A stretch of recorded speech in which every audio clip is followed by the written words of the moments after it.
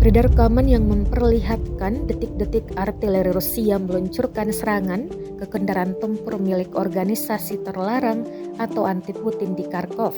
Rekamannya beredar di Telegram pada Jumat 2 Juni 2023. Dalam keterangan unggahan disebutkan artileri Rusia menghancurkan organisasi militan yang dilarang di Federasi Rusia, Korps Sukarelawan Rusia, dan Legion Freedom of Russia.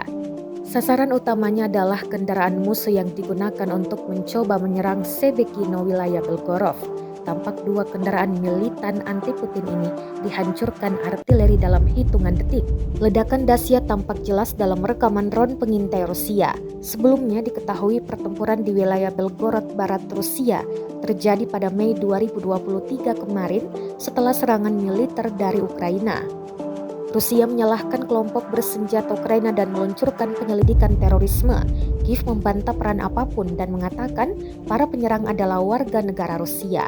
Dua kelompok, Korps Sukarelawan Rusia dan Legion Freedom of Russia, juga telah mengaku bertanggung jawab atas serangan tersebut. Legion Freedom of Russia menggambarkan dirinya sebagai milisi anti-Kremlin yang berusaha membebaskan Rusia dari Vladimir Putin.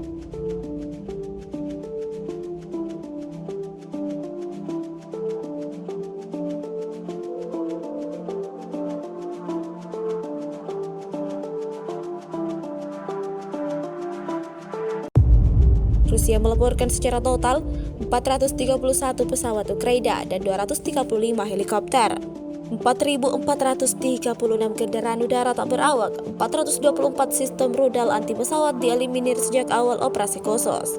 Sementara dari kubu Kiev, Kementerian Pertahanan Ukraina merilis 460 tentara Rusia dieliminir dalam sehari terakhir.